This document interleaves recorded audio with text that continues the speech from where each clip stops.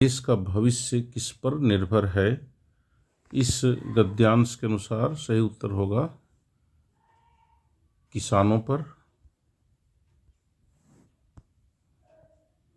किसान किसके महान सेवक हैं?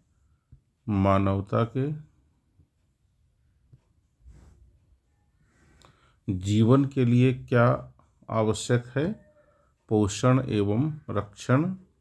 राष्ट्र के पोषक किसान। जय जवान जय किसान का नारा लाल बहादुर शास्त्री ने दिया था। इस पद्यांश के अनुसार रंग बिरंगे फूल क्यारी में खिले हैं। रंग बिरंगे फूलों को देखकर कवि के हृदय में तृप्ति का भाव आता है।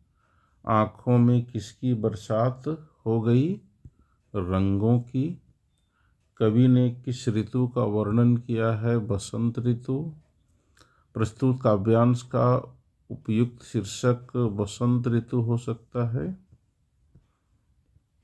प्रतिदिन में प्रति उपसर्ग है। ईत प्रत्यय से बना शब्द आकर्षित है। सज्जन का सही संधि विच्छेद सत जोड़ जन होगा। दिन रात, यहाँ दोनों पद प्रधान हैं, इसलिए यह द्वंद्व समास होगा। बालक शब्द का स्त्रीलिंग बालिका। इनमें से कौन एक वचन है? यहाँ चरखा एक वचन है। आनंद का पर्यायवाची शब्द हर्ष भी होगा, प्रसन्नता भी, खुशी भी। तो इनमें से सभी सही बर्तनी क्या है? बर्फ, इसकी बर्तनी सही है। पुष्प शब्द का तद्भव रूप फूल होगा। जिगर के टुकड़े टुकड़े होना, मुहावरे का सही अर्थ बहुत दुख होना। परतंत्र का विलोम शब्द स्वतंत्र। भाषा की सबसे छोटी इकाई वर्ण।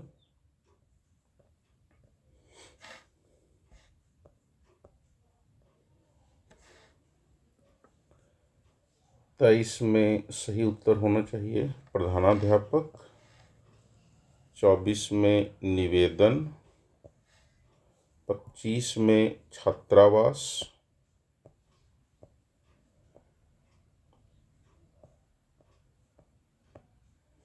प्रस्तुत गद्यांश किस पाठ से लिया गया है? इस प्रश्न के अनुसार इसका विकल्प सही नहीं है, परंतु यह गद्यांश छोटा जादूगर से लिया गया और उसके लेखक जयशंकर प्रसाद हैं, इसलिए यहाँ जयशंकर प्रसाद को मार्क करना चाहिए। सड़क के किनारे छोटा जादूगर क्या सजा रहा था? रंगमंच। सड़क के किनारे किसने मोटर कार रोका? लेखक ने। रंगमंच पर किसकी तैयारी थी? ब्याह की। रूठी बिल्ली को कौन मनाने चला था? रूठी बिल्ली को भालू मनाने चला। पद्मा कौन थी? कलिंग की राजकुमारी। विश्वास पात्र मित्र जीवन की औषध है। बड़े भाई साहब लेखक से कितने साल बड़े थे? 5 साल। प्राचीन ग्रंथ में तालाब को धर्म स्वभाव के नाम से जाना गया है। अपराजिता शीर्षक पाठ में अपराजिता डॉक्टर चंद्रा हैं। हुंड्रू जलप्रपात की ऊंचाई 243 फुट। गुरु शिष्य पाठ में काशी विश्वविद्यालय का वर्णन है। मरांग गोमके जयपाल सिंह मुंडा को कहा गया है।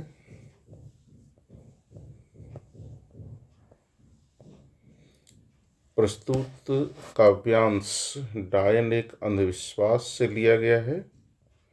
बूढ़ी औरत की कुटिया गांव के पूरब की ओर थी। बूढ़ी औरत अकेली क्यों रह गई? तो उसका बालक भी मर गया था, पति की भी मृत्यु हो गई थी, कोई सहेली नहीं थी। तो सबसे सही उत्तर होगा इनमें से सभी। बूढ़ी औरत मजबूरी में मजदूरी करती थी। इस कविता में अंधविश्वास को सामने लाया गया है। राम का भरत को संदेश रामचरितमानस से उद्धृत है। तुलसीदास के अनुसार मुखिया को मुख के समान होना चाहिए। पुष्प की अभिलाषा शीर्षक कविता में पुष्प मातृभूमि और वीर के प्रति समर्पित है।